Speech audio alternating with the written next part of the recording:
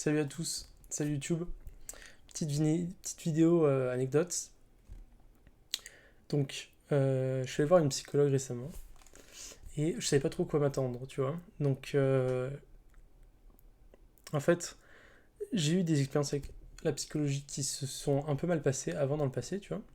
Et j'avais quand même l'envie de réitérer cette problématique parce que euh, pour moi, la psychologie, de manière générale, c'est quand même une science qui devrait être assez noble, dans le sens où c'est une science de prévention. Et c'est pas une science de. Enfin, c'est pas une science qui coûte beaucoup d'énergie, ça coûte de l'énergie humaine, c'est-à-dire du temps d'attention, etc. Et ça, c'est intéressant. Ça, c'est une manière qui m'intéresse de traiter les gens. Plutôt que, je veux dire, les bourrés de médicaments ou ce genre de choses. Et donc, moi, je me suis dit, je vais aller voir la psychologue dans ce cadre-là. Donc, dans un cadre un peu euh, expérimentateur, etc. Donc, déjà, je prends un rendez-vous sur Doctissimo. Alors, à Paris, la psychologie, enfin, il faut être riche, d'accord.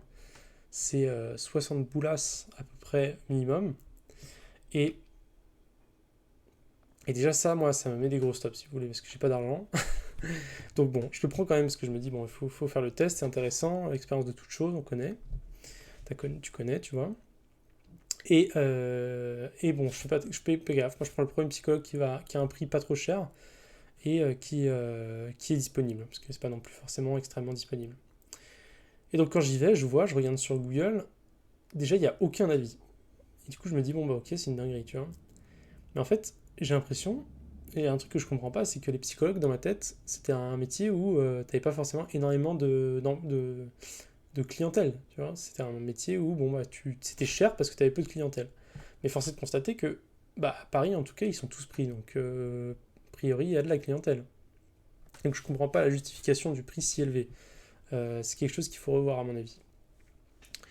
Et bon, c'était dans un cabinet d'ostéopathie, donc c'était un peu particulier.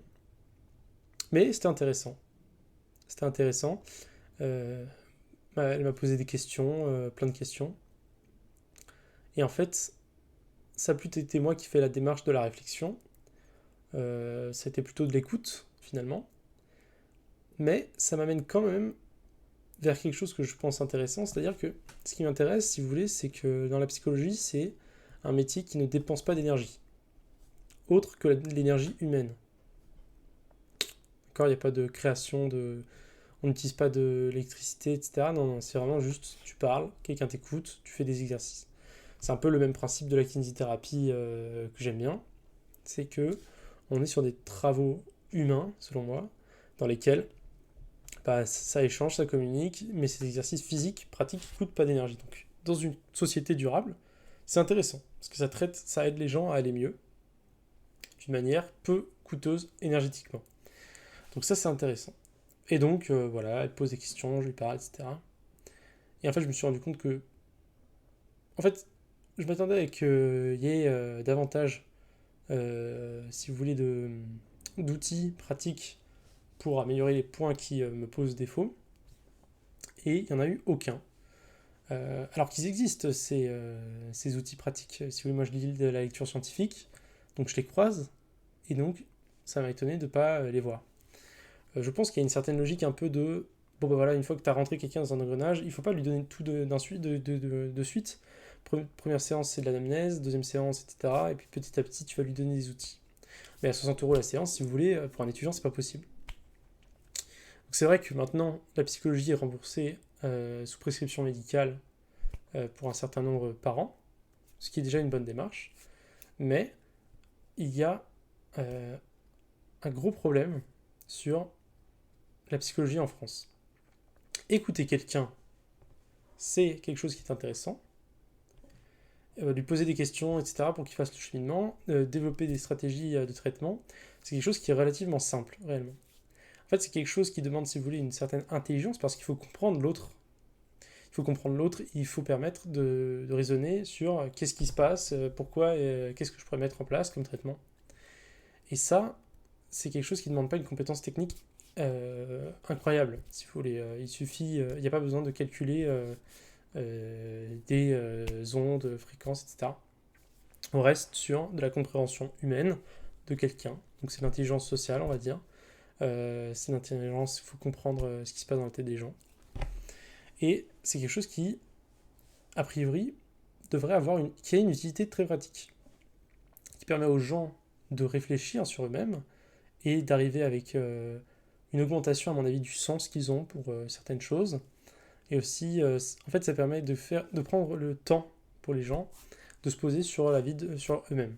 Quelque chose qui, aujourd'hui, est compliqué, étant donné qu'on vit avec une intensité beaucoup plus grande. Et surtout une fréquence beaucoup plus grande. On est sollicité absolument tout le temps. Donc c'est intéressant quand même. C'est intéressant. Mais ça n'est pas abordable. Dans le monde que j'imagine, il faut que tout ce qui soit peu coûteux énergétiquement et utile pour la santé des individus soit gratuit au sens de remboursé par la sécurité sociale. En fait, pour moi, c'est une aberration qu'on doive payer pour du sport, alors que le sport lui-même, en moyenne, va réduire les coûts de santé de la France. Donc, c'est clairement un secteur à subventionner énormément. C'est clairement un secteur à subventionner. Non pas pour... En fait, il faudrait que le plus basique, si vous voulez, il faudrait qu'il y ait des salles d'entraînement publiques et des salles d'entraînement privées, où les gens puissent payer pour pour avoir moins de gens, etc. Est-ce que c'est vraiment cher de devoir payer et rentrer dans ces engrenages de marketing, etc. Pour moi, ça ne devrait pas être possible. Donc, et en plus, ce serait intéressant parce que ça fournirait de l'emploi. Les gens qui s'en mettent plein les poches s'en mettraient moins les poches, et il y aurait plus de gens qui travailleraient dans ces secteurs-là. Et c'est pareil pour la psychologie. C'est pas possible, 60 € la séance, non. Il faudrait quelque chose comme 20 € de l'heure, si vous voulez. Subventionné. Voilà. Donc ça, c'est ma petite pensée de la journée. J'aimerais bien instaurer, si vous voulez, ce genre de démarche où les gens, un peu comme chez le dentiste. Vous voyez, le dentiste, on considère que c'est essentiel, mais pas la psychologie, c'est quand même incroyable. Alors que la psychologie, c'est la santé de l'esprit. C'est presque plus important que la santé des dents. Mais on est rentré dans une telle société matérialiste que tout ce qui ne se voit pas est moins important. Ce qui est stupide en réalité, parce que quelqu'un qui sera en meilleure santé aura de meilleures dents aussi, par effet de cascade.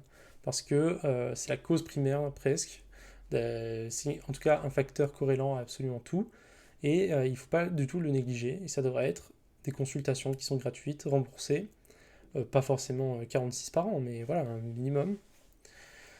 Et j'aimerais bien mettre ça en place.